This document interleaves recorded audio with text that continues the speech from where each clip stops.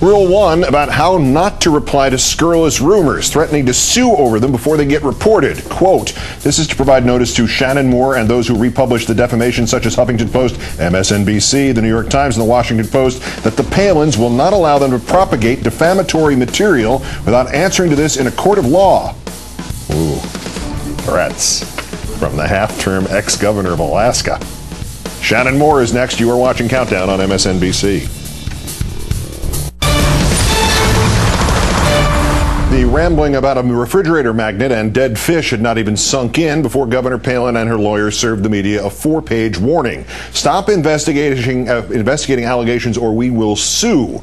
In our fourth story, the governor catches her breath long enough to threaten legal action. One of her targets, blogger and radio talk show host Shannyn Moore, joins us presently. But first, it did not take long after the stunner at Lake Lucille for the Blame the Media game to begin. At issue, rumors circulating as to why the governor was quitting, ranging from a construction deal on Palin's house to her involvement in the building of a Wasilla sports facility that was worth several times the city's budget.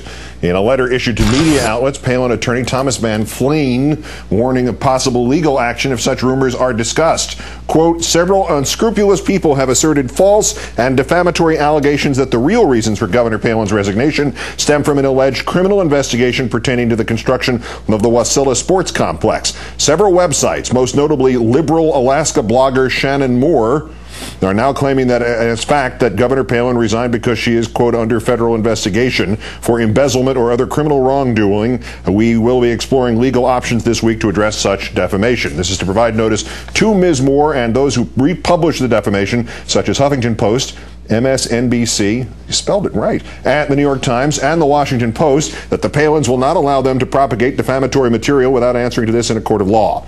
Ms. Moore responding to the governor's charges outside Palin's office in Anchorage, pointing out that she did not report the rumors as fact. Sarah Palin is a coward and a bully.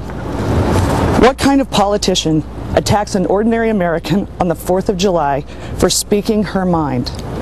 What's wrong with her? The First Amendment was designed to protect people like me from people like her. Our American Revolution got rid of kings, and it got rid of queens as well. Am I annoyed? You betcha. The FBI issuing its own statement on the matter, asserting the governor is not under investigation. Meanwhile, Governor Quitter took to Twitter, trying to keep up with getting truth to you like proof there's no FBI scandal. Joining me now from Anchorage, Huffington Post contributor Shannyn Moore, who appears to have struck some sort of nerve. Shannyn, good evening. Good evening, Keith. Well, why do you think the governor's targeting you, and are you surprised to be in the middle of this? I am surprised to be in the middle of it. I've been a critic of Governor Palin since she became governor, and I've supported her on some issues that I thought were good for Alaska, but I was sort of surprised to be sucked into this, but you know, she's kind of mavericky. The definition of mavericky, as I understood it from at least the 19th century, maybe I'm just thinking of James Garner in the role, certainly did not involve perpetually casting oneself as victim. This woman has been victimized by her own definition an average of once every 3.5 hours since she stepped into the national spotlight a year ago. Eventually, is there not some sort of supposition that that tactic will backfire? Well, I think it did backfire on her with the David Letterman scenario, you know, coming out accusing him of things. And then he did apologize. And then I think he actually took the high road on that. But I'm just another Alaska girl, and I wasn't going to apologize. I reported that rumors existed, and people were trying to make sense of her word salad out there, you know, resigning and carrying on like, okay, and I quit, but quitters really suck, but I'm going to quit anyway. Like, everybody was just like, what?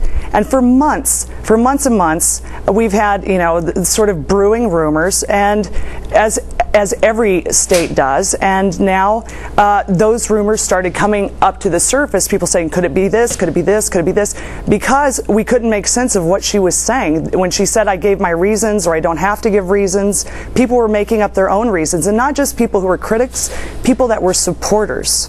And the follow-up to this, I mean, Wayne Barrett put this story about what was loosely described as Housegate, or suggesting some relationship between the construction of her house and the Wasilla Sports Complex.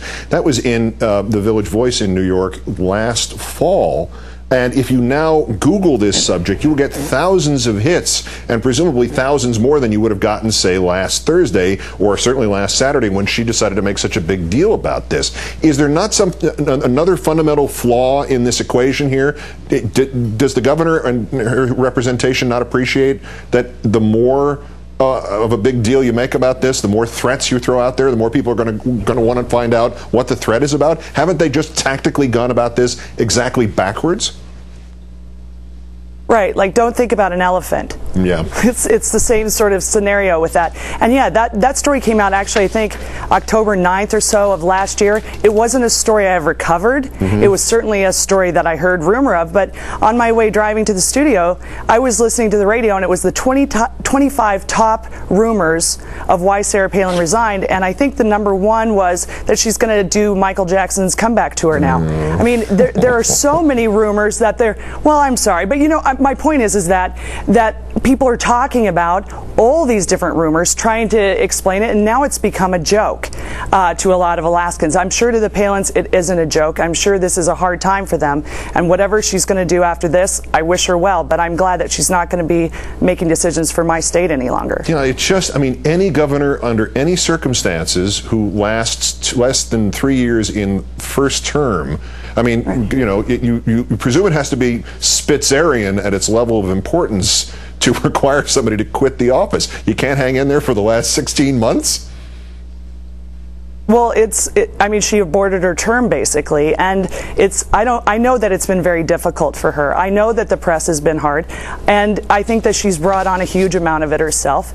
But you know, there were a lot of people that walked door to door and supported her, and through this last campaign hung in there and gave her a lot of breaks, and she abandoned them, and you know, her supporters here are frustrated. So well, yeah, you know, that was not, it was the voodoo preacher who made it all happen. It wasn't those people who actually helped her. So, you know, you got to keep your facts in order, Shannyn. Shannyn Moore of the Huffington Post. Oh, sorry. Thank you kindly, and good luck. Stay out of the crosshairs.